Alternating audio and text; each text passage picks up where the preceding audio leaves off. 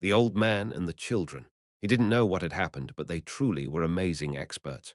Chapter 615. Buy. 3. Get them.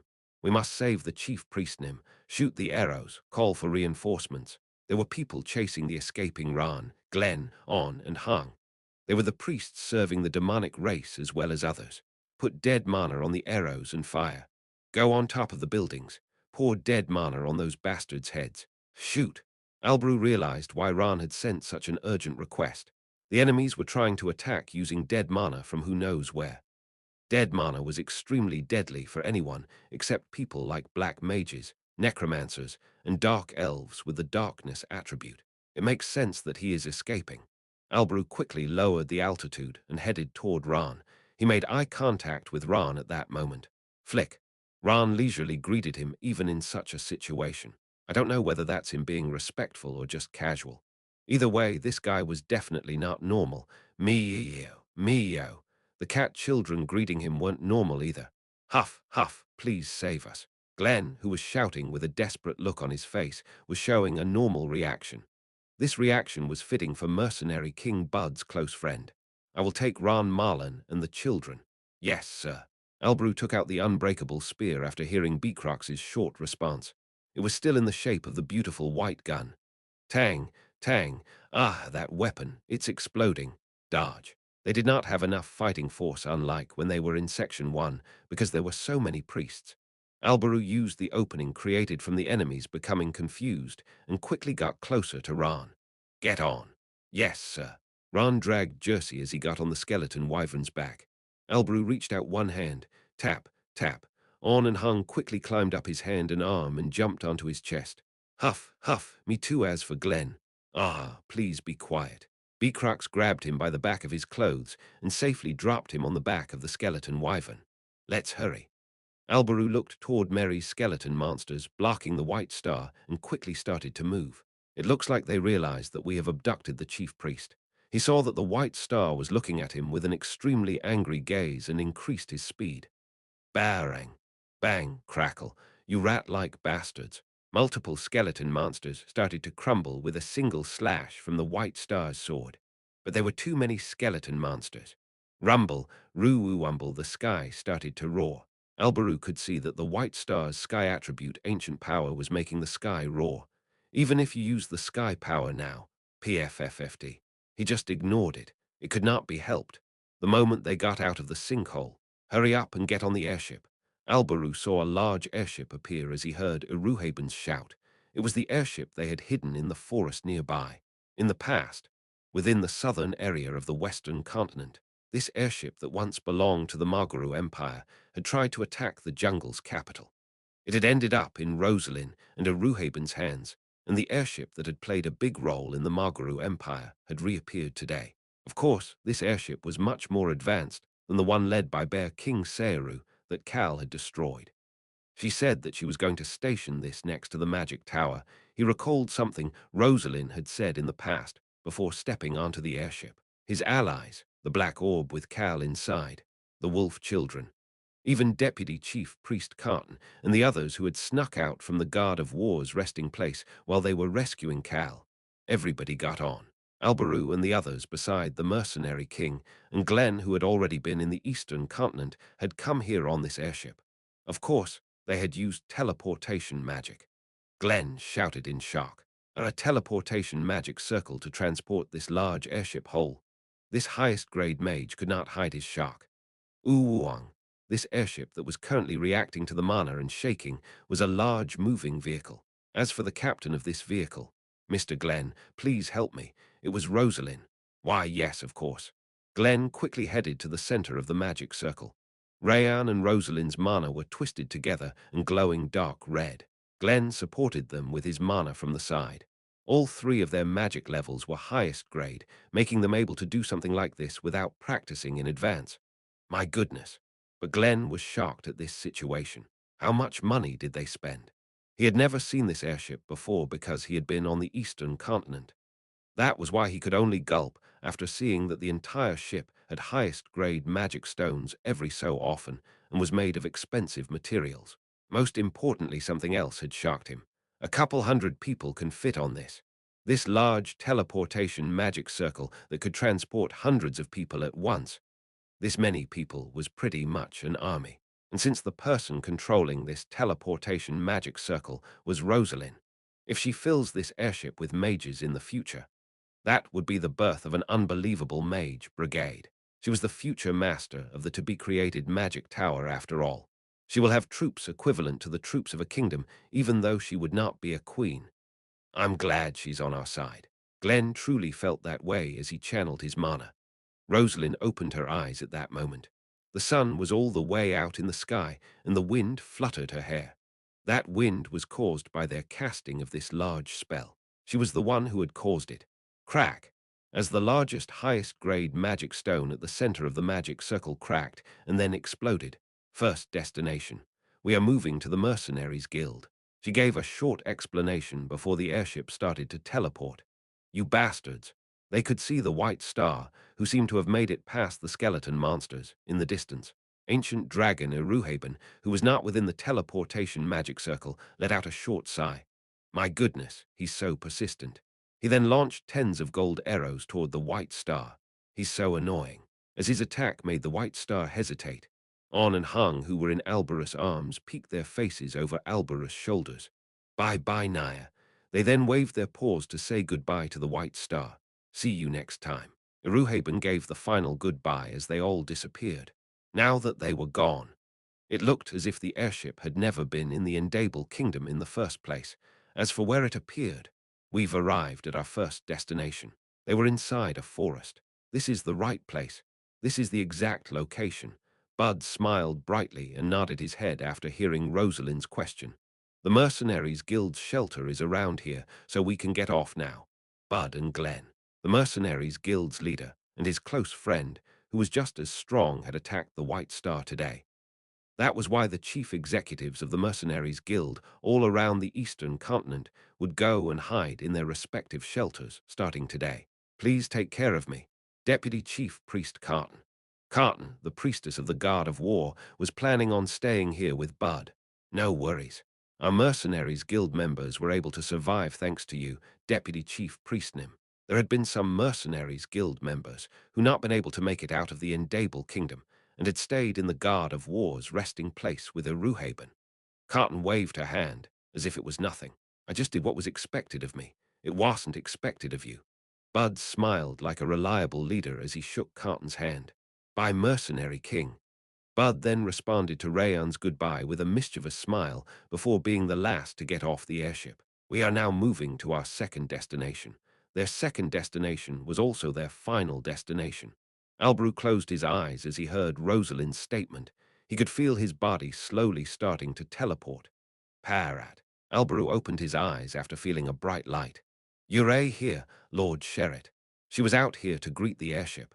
Screech, screech, they were in one of the forbidden regions on the western continent. They were in the forest of darkness within the Henitus territory. Flying monsters screeched and shot up into the air as if they were scared by the sudden appearance of the airship. Gia-ra-ra-ra-ra-ra. Kara, kara. They could also hear the cries of mutant monsters that were difficult to find anywhere else in the western continent if they carefully listened. At the center of that forest, a black castle was profoundly giving off its black glimmer even while under the radiant sun. They were met by Lord Sherritt, whose attribute was defense. The corners of Alberus' lips went up. I knew I liked this place. If they were to look for a place where Cal Henitus would be the safest and a place that would be ideal to fight against their enemies, there was no better place than this. He alighted from the airship and looked around. He then flinched. Goldie Gramps, I'm going to be first. Whatever then, little kid, I'm after you. Rayan and Eruhaben, I'll do it too. I created a new magic circle and it was quite effective. I'll go last then. Rosalind, and then Lord Sherritt. Then we can add the power of incantation as well. Even Gashan. They were all looking at Cal, who was inside the half-transparent black orb. The five of them surrounded the black orb and started to cast all sorts of spells and incantations as soon as that orb was lowered down to the black castle. Oh my, they were all strong spells, and most of them were for protecting the orb. I'm going to cast an attack spell as well. I won't leave them alone if they try to harm our human. I already did that. They added all sorts of attack spells as well. Albrew started to think. I guess I don't need to worry about Cal Henitus's safety. He said that while sighing before turning away from the three dragons, one mage and one shaman. He was then shocked. Clang, clang. Beacrox was grinding his sword. Next to him were numerous daggers that had already been restored to the point that they were shining. Beacrox was just grinding his swords while looking at the unconscious chief priest Jersey. Albaru held back his sigh after seeing that. He pretended not to see the 3 layers of black gloves that were on Beacrox's hands. Your Highness, Uray here. Albaru got the chills after seeing Ran's gentle smile and quickly turned toward On and Hung. Please create some fog around the castle and the forest. I understand. That's easy, Naya. I'm going to put out a weak poison too, Naya. On and Hung nodded their heads with happy expressions on their faces. Albaru started to smile because they looked so cute. However, his expression soon stiffened up. Then we'll be back soon, Naya. We'll be back soon, Naya. Before On and Hung said goodbye to the adults nearby and headed toward the forest that was pretty much their front yard now. They picked up one of their paws and slap, slap. Each slapped one of the unconscious Jersey's cheeks. Ooh, ooh, groo-ooin, Jersey groaned, but On and Hung had already left toward the forest with feather-like movements. I've felt this before, but Albaru had a thought after watching all of this. Cal Henitus has picked some peculiar people to be his friends. Albaru was thinking that he did not fall under the same category. That was why he checked that everybody was busy before starting to speak to Ran in a quiet voice. Ran Marlin, why were you running away? Ran turned toward Albaru. Screech. He could see Albarus' blonde hair and blue eyes once he removed his helmet. He could see that those eyes were sparkling with an odd gaze. What did you see? He could hear Albaru calmly asking in a cold voice. I hope you can tell me right away. He looked as radiant as the sun above him. Ran started to speak. I saw them transforming dead mana. That seemed to be the nutrients being injected into the sculptures that Rayan Nim mentioned. Transforming dead mana, Albaru's eyes clouded over. Cal could hear the super rock's voice. Cal, isn't it a bit better now? It is. I feel much better. About half of the pain in his body had disappeared. Did they rescue me on the other side? Cal realized that Albaru and the others must have done something and tried to stand up with a bright expression on his face. He made an attempt.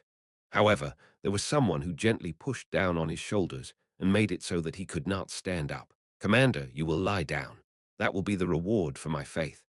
Jew Hoshik, whose clothes were quite raggedy from doing who knows what, was looking down at Cal with his eyes opened wide and a vicious expression on his face. His eyes were opened so wide that, it's a bit scary, as Cal had that thought, please lay still. Do you understand? Wait, I have faith that you will do that, Commander Nim. Cal closed his mouth and looked around after hearing Jew Hoshik's calm but oddly vicious tone. Rock Su. But what he saw was, well, be inside the shelter soon. Just lie there. Got it. Okay, Roxu. Li Su Hayek with a stoic expression that seemed even more vicious than Jew Hoshik and a silent Choi Han. He also saw the stiff expressions on the faces of the others. The Commander Nim is here, someone shouted at that moment. Screech. The gate to the shelter opened. Cal slowly turned away after seeing many pairs of eyes staring at him. He then started to speak. Where did you all get a movable bed like this? Nobody responded to him. Clunk, clunk. Choi Han just quietly pushed the head of the movable bed as Cal lied on it. The moment when the yellow head ran away. During that short lull in the battle. Move. Jew Hoshik had shouted loudly as if he was screaming before jumping over the castle wall and running toward Cal with the movable bed. He had then said the following. Let's lay him down. It was the moment when Cal had realized that he could use Embrace to seal the sealed guard with the stronger seal, and was happy that he had found a way to smack the sealed guard from the back. Unfortunately, Cal could only quietly lie on the bed after Jew Hoshik's appearance. He was being moved into the shelter while lying on the bed. I'm okay. Wouldn't it be better to use this for someone who is in a worse condition?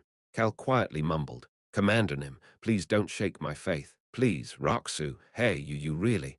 Roxu Hyang, please, he heard multiple people's voices. Finally, once he heard even Choi Han say, please, Cal, I think it is better to just be quiet. Seems that way. Let's just go like this. Cal agreed with the Super Rock and the Kim Rock Su of this world before quietly closing his eyes and letting the bed support his body. He was carried into the shelter with everybody's eyes focused on him. Chapter 616. Bye. 4. Cal had his eyes closed, but felt as if something was prickling his face. It made him want to open his eyes. I think we are moving past the shelter gate, where this movable bed was right now and where it was headed. He wanted to open his eyes and see what was going on, but he could not do that. My goodness. Looking like this it was because he could hear people gasping and being unable to finish their sentences all around him. I have a bad feeling about this. Cal felt that this was oddly familiar, and that gave him quite the ominous feeling. Sob. MMPH. But once he heard someone weeping, what is going on? Cal couldn't help but open his eyes. And then he saw it. He saw the gazes in the eyes of the people looking at him.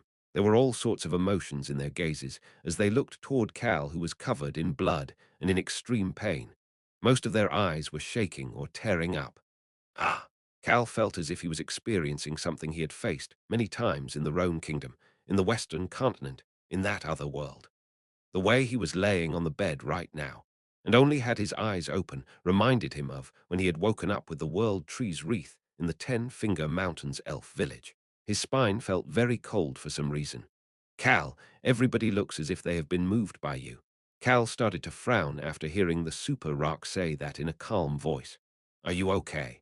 Kim Min Ah became concerned and asked Cal a question, which made him quickly stop frowning and slightly smile in order to show that he was okay.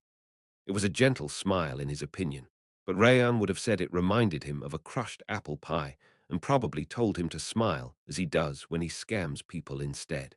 Yes, I'm okay. I'm all better now. Ha, really? You? Kim Min Ah let out a deep sigh before turning away. What's up with her? Cal looked toward Kim Min Ah in confusion when Bei Pa Rum started to speak over Kim Min Ah's shoulder. Keep your eyes closed if it's hard to keep them open. There's no need to keep them open if it is difficult to do so. I said I was okay. Plus, I need to keep my eyes open to be able to understand what has happened. Rah! It was rare to see Bei Pa Rum get angry like this as he shouted before turning away as well. What's wrong with both of them? This world's Kim Rak Su thought it was weird as well. I know, right? Why are they acting like this? The Super Rock nonchalantly responded to both of them. I don't know whether the two of you are feigning ignorance even though you know what is going on, but he was speaking as if it was nothing. It looks like you've become a hero. Cal just closed his eyes. As for this movable bed, well, it'll end up somewhere. He just decided not to think about anything right now. However, none of you are hurt, right? He said that as he closed his eyes. There was a moment of silence before he heard Park Jin-Ti and Lee Soo-hyuk's voices. Duck. Hey, Rock-Soo. We're not hurt. Cal ignored Park Jin-Ti's swearing and smiled with satisfaction at what Lee Soo-hyuk had said. Just like this. Everybody could safely get through this day if they continued just like this. Whether it was an unranked monster or the sealed guard, they should be able to take care of all of them. Cal quickly started to organize his thoughts now that most of the pain was gone and his mind felt refreshed. His allies just quietly looked down at him. Among them, Choi Young-soo, the man who was pushing against the pillar at the foot of the bed, unlike Choi Han, who was up at the head, looked away from Cal and observed the area around him. Nobody had died.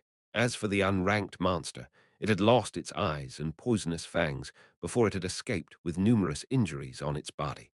He had no idea as to what would happen from here on, but this situation should have been enough for some cheering or joy in the shelter. But even the people who had been happy quickly lost their smiles after seeing Commander Kim Rock-Soo's condition.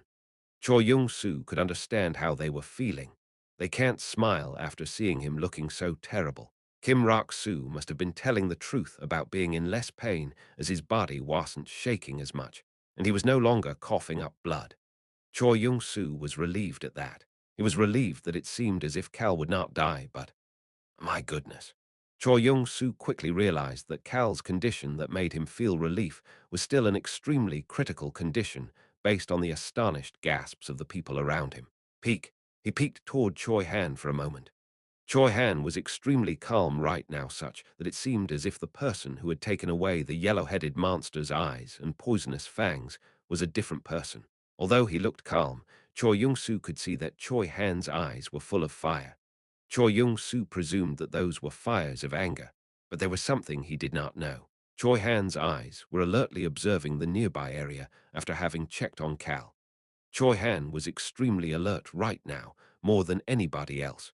He still had to fulfill the orders he had received. Choi Yong-soo just clenched the pillar of the bed tighter. I couldn't do anything. All he could do was stand by Kim Rok-soo. He could not fight properly like the others.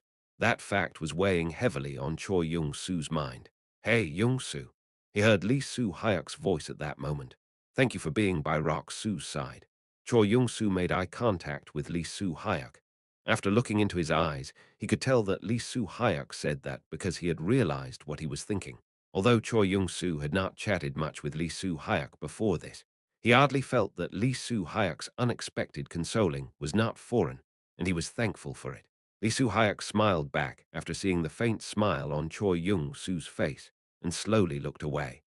All sorts of emotions seeped inside him through the chaotic silence inside the shelter. The question that had been on his mind until not too long ago. What would change because he kept fighting like this? It had been a question that arose from the sorrows of fatigue, but that question had disappeared after seeing his commander's battle today. No, he had forgotten about the question after seeing the people of this shelter fight with desperation today. I was full of desperation as well. Lee Soo-hyuk had just fought while forgetting about his questions and concerns. He recalled how he had gone up against that monster in order to survive and to save others. He then made up his mind. Keep doing this. He would continue to fight, move forward, and run wild in this world that had become a mess because of these annoying monsters. Then I am sure he'll grow stronger. He would keep moving forward while getting stronger. The others would be by his side as well. It would be just like how he and the numerous people filling up this shelter right now had fought today. Lee Soo-hyuk could see here Suk-ya, who had climbed down from the shelter walls and was walking over to them. Let's go to the meeting room. She continued to speak with a stiff expression on her face. And let's move the commander Nim to the treatment room. I'm okay. Cal opened his eyes and sat up. I need to go to the meeting room as well. Kim Min-ah and Bae Pa-rum opened their mouths in shock, but Cal raised his hand to stop the others from speaking. He then continued in a calm voice. The monster is not dead yet. The commander can't be resting in such a situation. Hyo Suk-ya was thinking that Cal had quite an outrageous sense of responsibility. I understand. Let's go to the meeting room. However, she was also the leader of a shelter right now. That was why she could presume the numerous emotions that were underneath that sense of responsibility. Please gather all of the squad leaders. Yes, sir. Here, Suk-ya immediately started working on Cal's request. Cal organized his thoughts as the bed moved toward the grand assembly hall. The unexpected smack in the back from the sealed guard. The conversation with the guard of death. The intense pain that should not come again. The connection to his ancient powers.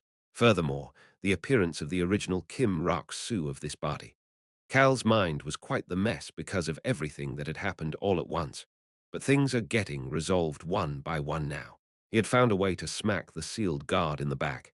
His pain had decreased significantly. The yellow head could no longer see and did not have its poisonous fangs anymore. All that is left is to finish things. Tick, tock. The hands of the clock were moving toward 4 in the morning, the dark tiger. Albaru Crossman would come once the day ended on the other side. Cal was waiting for morning to arrive. Tap. Albaru elegantly placed a teacup on top of the table. He tasted the tea in his mouth before starting to speak, transforming dead mana. He recalled the conversation he had with Ran just now. I followed Chief Priest Jersey and saw him enter the Temple of the Demonic God. The Temple of the Demonic God was in the Section 2 Temple District. I also saw the White Star's sculpture you mentioned before in there, Your Highness. It was the temple that revered the existence called Barrow. That Barrow was presumed to be the White Star. There were 8 large circular glass coffins with that sculpture at the center, and the priests were continuously pouring some type of fluid into the coffins. Ran had searched the nearby area after seeing that. Priests were standing around the dead mana and doing something to it which transformed it into that other liquid. After his investigation. After that, I snuck up behind Chief Priest Jersey, who was leaving, knocked him unconscious, and immediately ran away. Did he leave alone? No. He had a large number of priests with him, but I couldn't help it since that bastard looked as if he was about to summon something. You somehow managed to openly abduct him. Ran had a benign smile on his face.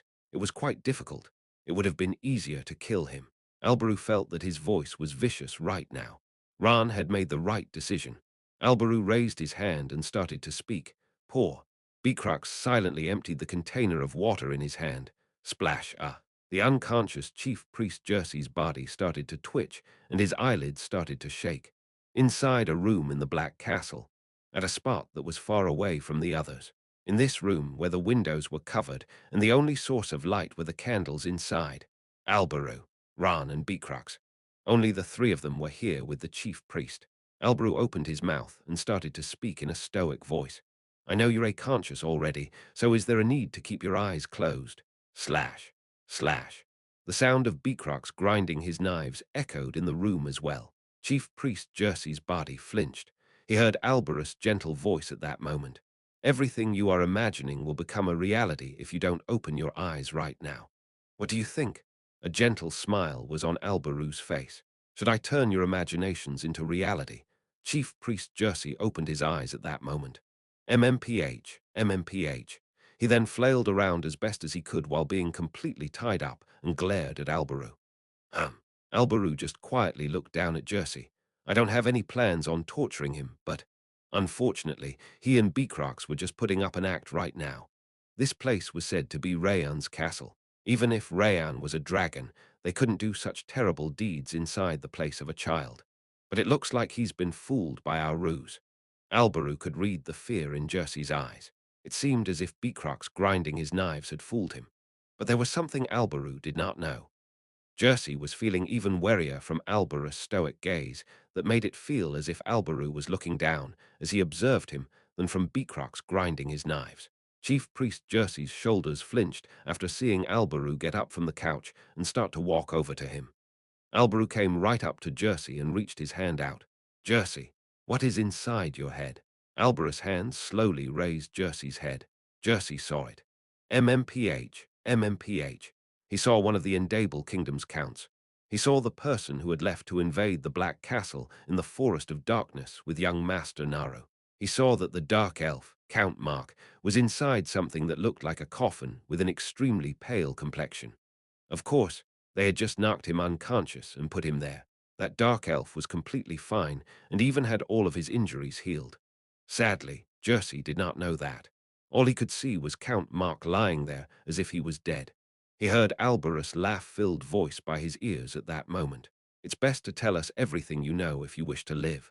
Jersey saw Ran standing by the coffin with Count Mark at that moment. He could see the intentions in Ran's eyes. I'm going to kill you. He could see the murderous intentions in Ran's eyes. Albaru removed his hand from Jersey's face once Jersey quieted down and stopped flailing. He then looked toward Ran. Ran made eye contact with Albaru with a benign expression, as if he had never looked at Jersey with a vicious gaze. Free this man's mouth. Yes, your highness. Ran removed the gag in Jersey's mouth and moved behind Albaru. Albaru started to speak again, the sealed guard. Jersey did not show any reaction after hearing that. Albaru continued to speak. The White Star, no, Cal Barrow. Why does that bastard follow the sealed guard? Albaru recalled something Cal had written on his body. There is something I find weird. If the White Star is someone who serves the sealed guard, shouldn't he have put the sealed guard's sculpture in the temple of the demonic god? Why did that bastard put a sculpture of himself? The sculpture in the temple was a sculpture of the White Star that they called Barrow, his last name. It was as if he was the god.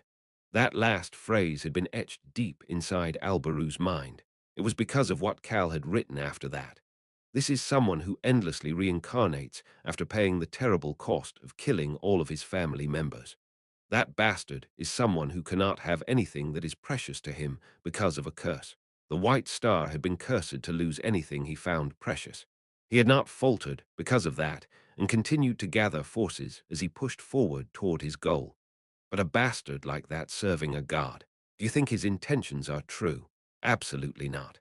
Albaru was certain that the White Star's intentions were not true. That was why he nonchalantly asked Jersey, who was just looking at him without much reaction. What does the White Star desire from the sealed guard? It was as if he had thrown a rock into a lake. Albarus' question made Jersey's pupils shake violently. Cal had written more things on Albarus' back. The truth about the White Star and his relationship with the sealed guard. Hyang Nim, please, you must figure out that part of the puzzle, and once I return, let's have the final battle.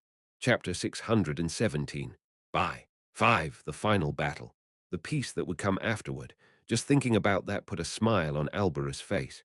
Chief Priest Jersey got the chills after seeing a gentle and calm smile appear on Alberus' face. The White Star. No matter how talented he was, and regardless of how he could reincarnate over and over through this curse that couldn't be considered a curse, he was still human. But Alberu was asking what a human wanted from a god while smiling. He's not normal. Jersey was thinking that something was twisted with this bastard as well. Something was twisted with Alberu, similar to his liege. Alberu walked a circle around Jersey as he started to speak. The ancient White Star gathered ancient powers with the 5 different attributes of nature. He is said to have been worshipped by his followers and became a god. Unfortunately, all of his efforts had turned into nothing when he lost the battle against the other ancient power users. Cal Barrow. Alberu was thinking that, although there were 2 individuals named Cal, this Cal was extremely annoying to even think about as he continued to speak. That person carried on the name of the White Star. That meant that he was carrying on the will of the ancient White Star and showed that he wanted to achieve what the ancient White Star had failed to do. He wishes to become a god. The sculpture of Barrow in the temple of the demonic god was proof of it, but it seemed as if he didn't want to just be a regular god. He also desires the power of the demonic race. Cal had said the following to Alberu. Hyangnim, wouldn't someone like that be greedy for the powers of a god as well? Wouldn't someone like that be greedy for the powers of a god as well? Greedy for the powers of a god. That greed was something that was quite difficult, almost impossible to achieve. But was the White Star the kind of bastard who would give up because something seemed impossible? Absolutely not. The White Star has the tenacity to reincarnate tens and even hundreds of times. Wouldn't he dream of becoming a perfect existence? Someone with the determination to give up his family and numerous cherished individuals for power should want something at least at that level. That bastard took everything that the ancient White Star, the person who was claimed to be the strongest human ever, once possessed. In addition, he also gained the power of the demonic race. Furthermore, he's also greedy for the powers of a god. Finally, he's probably dreaming of becoming an existence that has everything. The White Star was probably greedy for something greater than a god.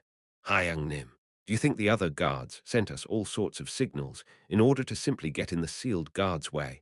Guards are unable to meddle with things happening down below without a good reason. That is the law. Elbaru started to think about the guards that they had even the slightest of interactions with until now. The guard of death, the sun guard, the guard of war. Something that 3 guards would get involved with. If the White Star gathers everything he wants one by one as he planned. It made sense for the guards to be concerned. Chief Priest Jersey, as you probably know already, the powers of a god are not something that can be obtained just because someone wants it. Alberu moved away from Jersey and sat down on the couch again. Which guard would be willing to share their powers?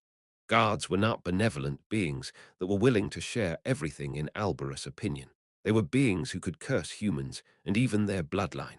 Well, it is possible that a guard would let someone borrow a portion of their powers. However, the guard involved in this situation, the sealed guard, was not someone who would do that. It was obvious based on what he was doing to Cal. The sealed guard sharing his powers with the White Star. Alberu started to chuckle, as if even he knew what he had just said was ridiculous. He looked down at Jersey. Your Highness. Cal had said the following. Do you think he is planning on taking it away by force and stealing it? He's trying to steal it, isn't he? Chief Priest Jersey's eyes were shaking, but not because his mind was chaotic. Alberu had asked a question. He wanted to know if the White Star was trying to steal the sealed guard's powers. Am I right? Unlike Cal, who had just had a hypothesis, Alberu was quite certain that was the case.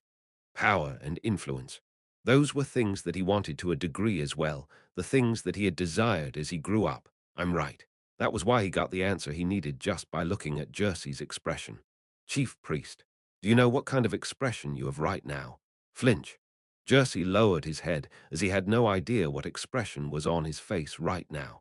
He could hear Alberu's voice coming from above as he continued to keep his head down. It's the same expression the bastard nobles in my kingdom have as they shake in fear that I might take their power away. I know the minds of those kinds of bastards very well. What bullshit! The chief priest started to frown and raised his voice. How dare Albaru compare him to a mere noble that wants power? Someone like him who dreamt of a great world was different than some noble bastards. What's wrong? It looks similar to me.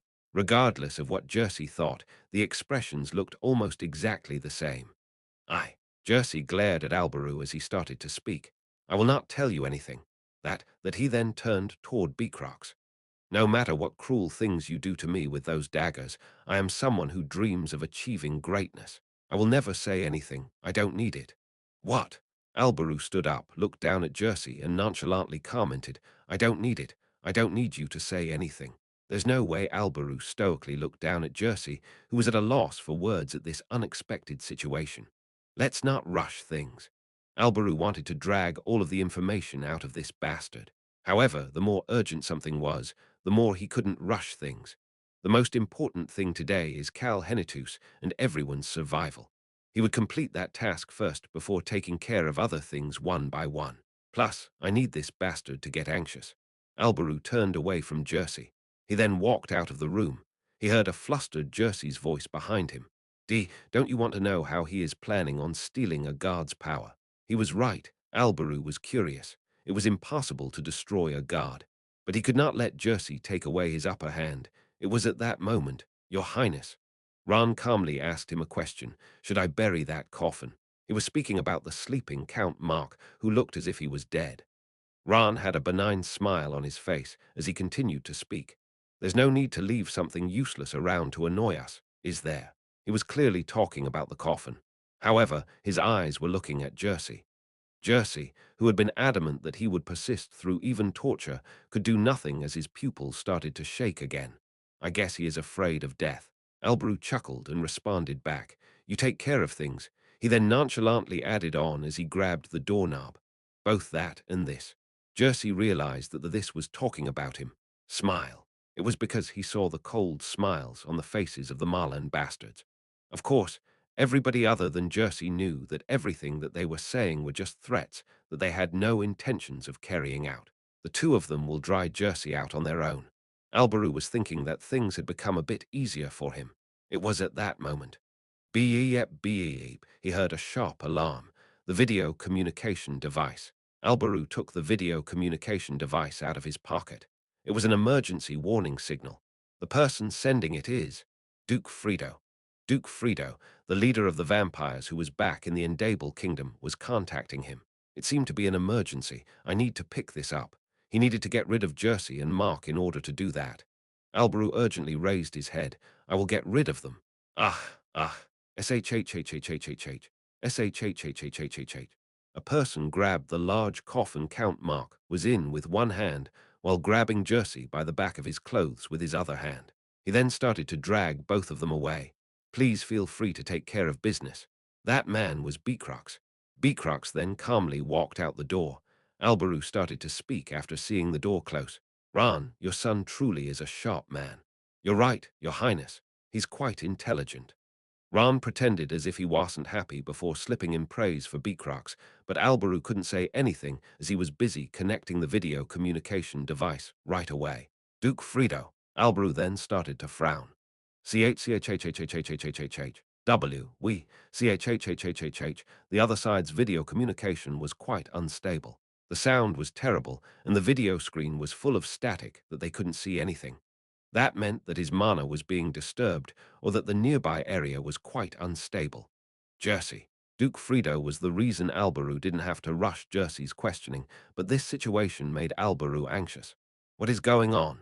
CHHHHHH. Escape. CHH what? We. Escape. Albaru started to frown even more. Duke Fredo, are you okay? He could barely make out Duke Fredo's voice through the static. The White Star, CHHHHHH, Endable Kingdom, hunters to bring in sacrifices, CHHH sacrifices. The Wolf Tribe, CHHHHH. Sky, Mountain Click. The call suddenly ended. Your Highness. Albaru heard Ran's voice next to him while he channeled his dead mana again. Uang, the video communication device, reacted and attempted to connect something. Damn it, it's not working. He could not connect with Duke Fredo. Albaru tried a few times before starting to swear. Duck. He then changed the target of his call. Your Highness, Mercenary King Bud was the one to pick up. Mercenary King. Alberu started to speak with a stiff expression on his face. The Wolf Tribe and Sky Mountain. Please figure out the situation in the eastern continent right away. Also, is there a place called Sky Mountain on the eastern continent? Ha! Yes, there is.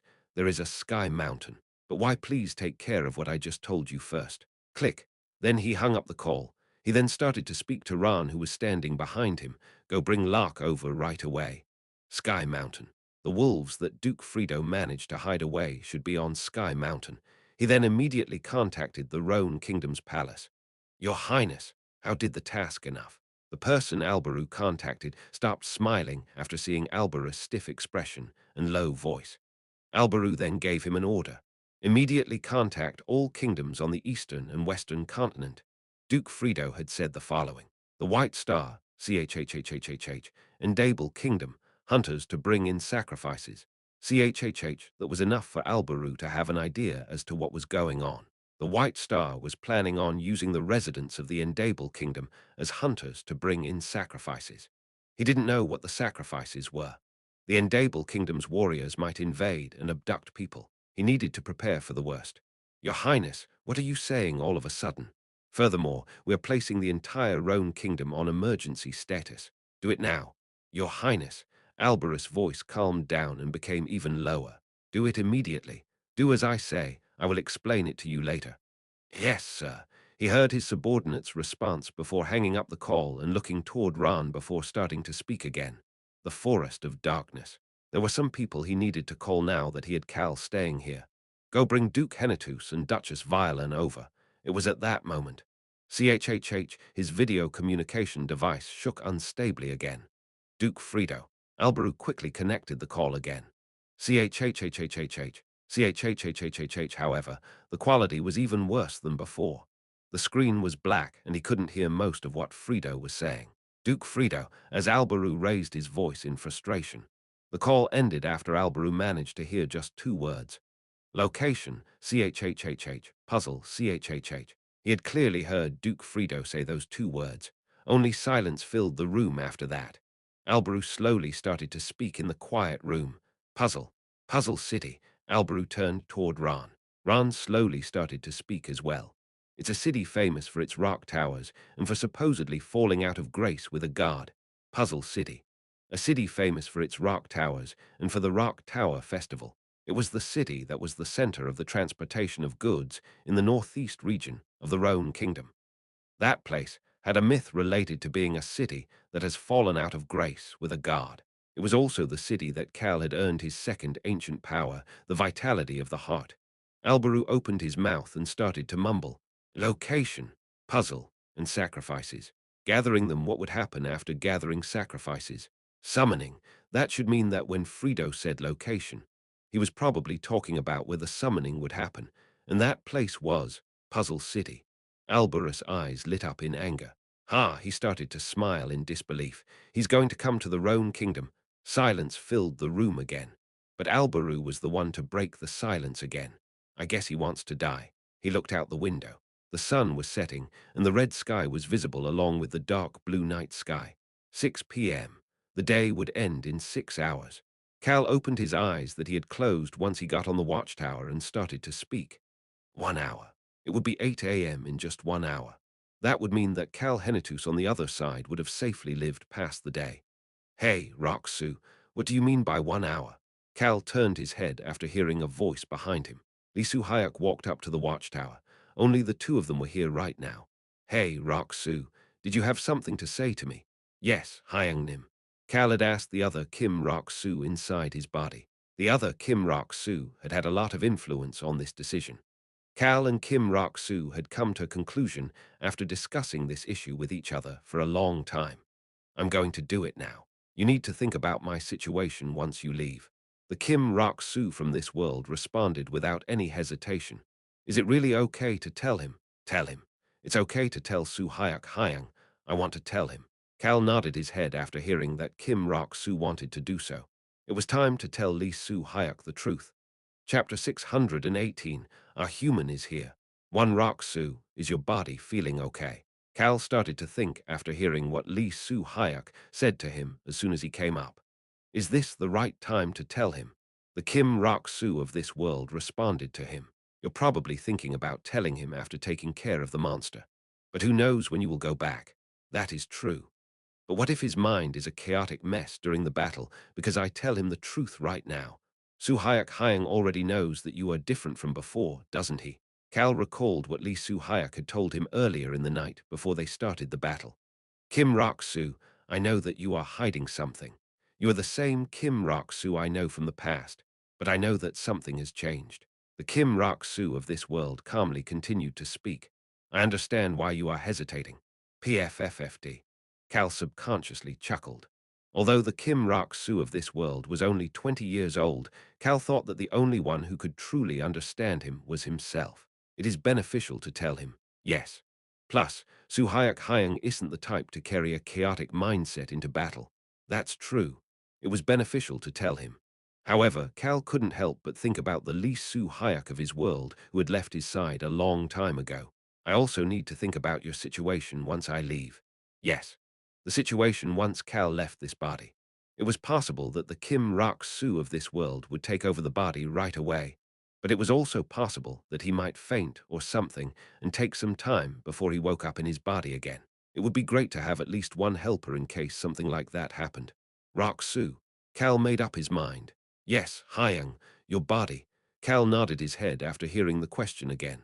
Lee Su-hyuk felt relieved seeing Cal smiling and nodding his head, unlike how he had been earlier. Cal's condition was much better than earlier now. Objectively speaking, it's still not good though. He was still pale, but the fact that he was no longer convulsing or coughing up blood was a relief. Cal started to speak at that moment. My body is still not in a good condition.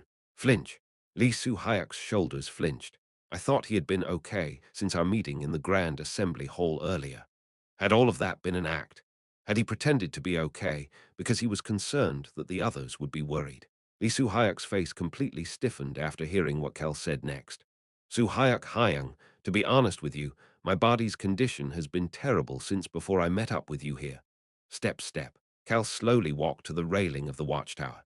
He then looked far out in the distance. It was morning. Cal Henitus's day would end in that world soon. Rock-soo. Cal could feel Lee Su-hyuk moving over and standing next to him, even without looking at him. What's wrong with your body? There are many issues. Lee Su-hyuk had a rare frown on his face. Lee Su-hyuk and Kim Rock-soo. Lee Su-hyuk brushed his hair back and started to speak again since only the two of them were up here right now. Okay, what kind? I guess one obvious reason for it would be the fact that it is not Kim Rock-soo in this body. Lee Su-hyuk blanked out for a moment. What? He heard a nonchalant voice respond to him. Lee Su-hyuk, I'm saying that the Kim Rock-soo you know is not the one possessing this body. Click. Lee Su-hyuk placed his hand on his scabbard.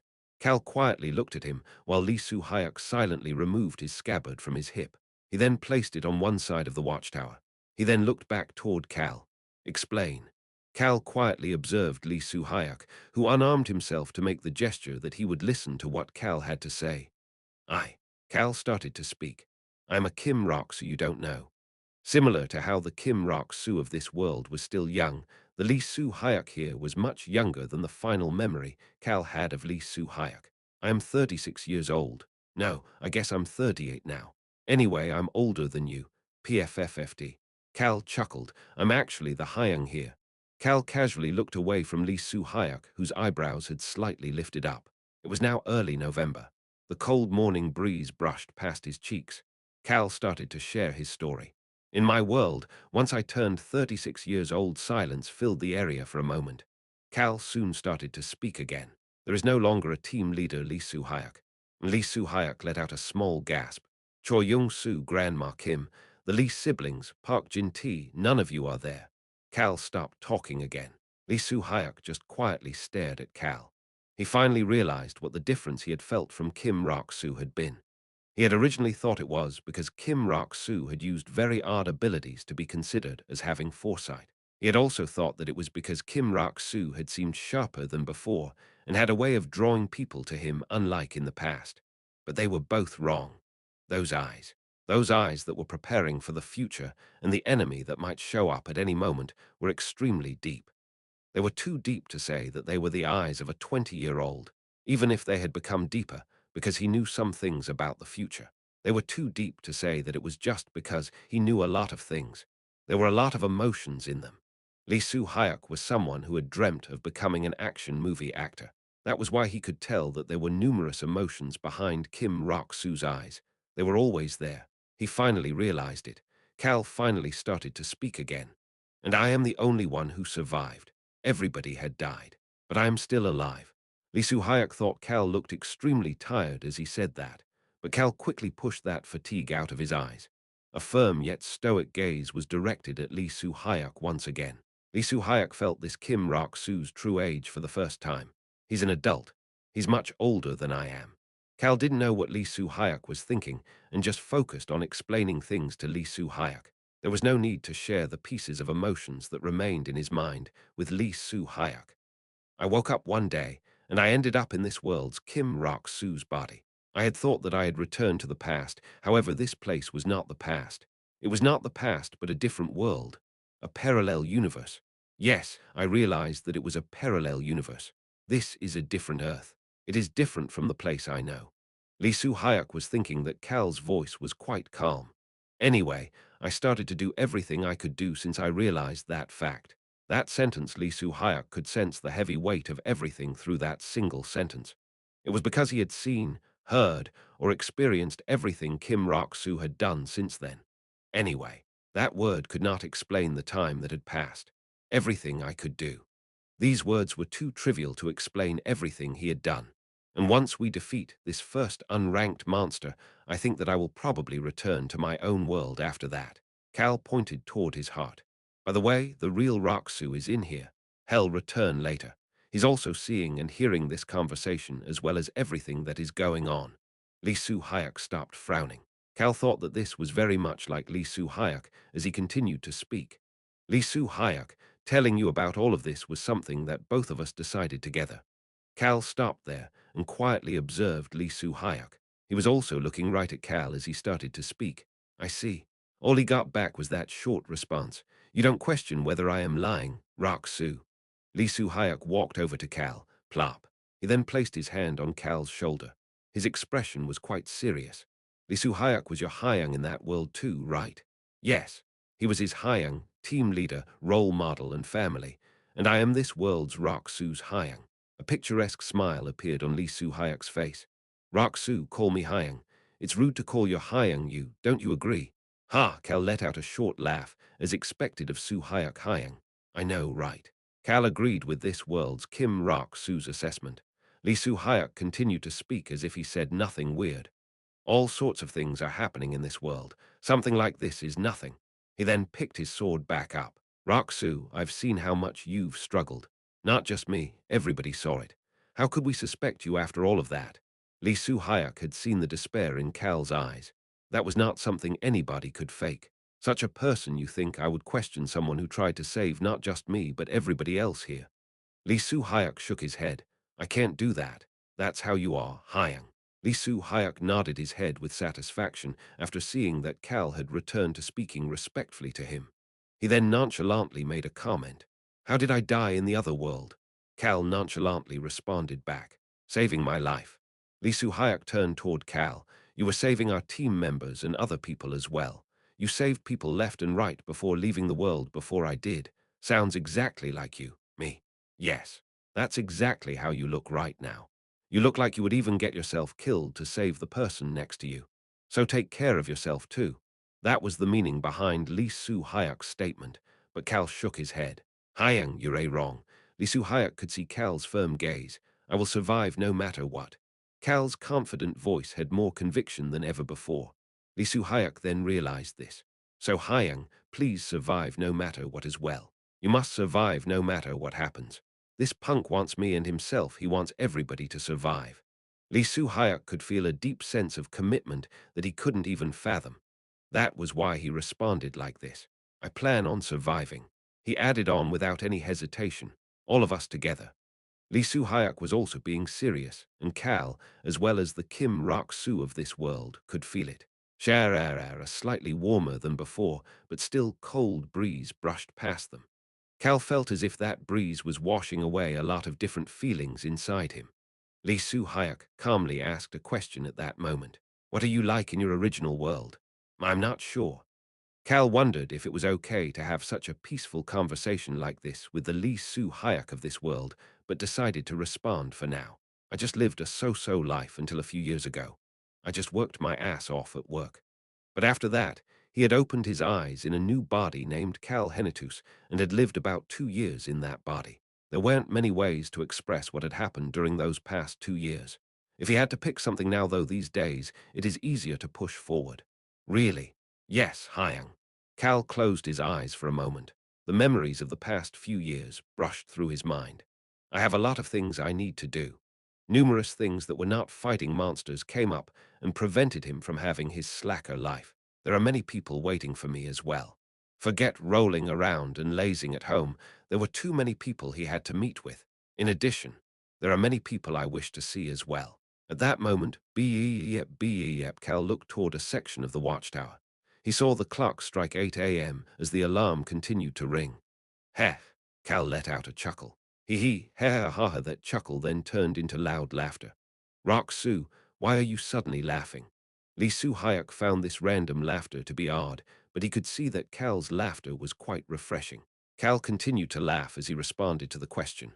Why am I laughing? I can do as I please now. 8 a.m. The moment the minute hand passed away from 8 a.m. at that exact moment, boom, boom, boom, he could hear the ground rumbling. Dancing, he also heard a familiar voice shouting for him. Cal immediately looked down from the watchtower. Lee Soo Hayek looked down as well. They saw a monster with a large body. Albrew Crossman, the dark tiger, was down below.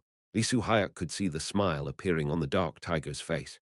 The dark tiger started to shout, "Let's take care of things and go." That sounds great, Hyang Nim. The moment Cal responded beep, beep, they heard an emergency alarm. It was an alarm that would only go off for one reason. It came at a good time. The yellow head had shown itself once again. They would finally put an end to this disgusting monster bastard. Cal turned his head and looked toward Lee Soo Hayek. Let's go fight, Hyang. Lee Soo Hayek started to smile. Yes, let's go, my dancing rock Soo. Chapter 619, Our Human is Here. 2. Cal started to walk down the stairs of the watchtower. The first thing he saw was Choi Han waiting for him. Pat. Cal put his hand on Choi Han's shoulder. Raksu Hyang, are you done with your chat? Yes. Choi Han's gaze headed over Cal's shoulder toward Lee Soo Hayek, who had walked down as well. I'm sure there is a reason our Han is so courteous to Raksu as well. Choi Han showed a level of politeness that could not be simply explained through a Hyang dancing relationship. He could sense a deep bond between the two. Choi Han nodded his head at Lee Soo Hayek's statement. I am Choi Young Soo's paternal cousin once removed. Huh? Lee Soo Hayek blankly asked back while Cal calmly added on. He's a senior, a total senior. He's even older than Grandma Kim, Hyang Nim. Lee Soo Hayek was silent for a moment before he started to speak. This is the most shocking thing I've heard. It was at that moment. Tarap, they heard some footsteps and saw Kim Min Jun running toward them with walkie-talkies. Commander Nim, the monster has appeared. He was about to shout that before stopping himself. It was because he realized that Cal must have already seen everything from the watchtower. Instead, he just handed a walkie-talkie into Cal's outstretched hand. Are you okay, sir? Kim Min Jun cautiously asked. Smile. He could see the corners of Cal's lips moving up. The commander walked past Kim Min Jun. Let's go. Kim Min Jun quickly turned around and looked at his commander's back. His back was not shaking. It was small, but it felt as if it was the largest and strongest back. This time, we can finally see the end of that monster this time. His instincts were telling him that that would be the case. Kim Min Jun followed behind Cal, Lee Soo Hayek, and Choi Han and walked along the shelter wall. Cal was walking toward his destination without any hesitation. Commander, Commander Nim. Many people greeted him as he walked along the wall.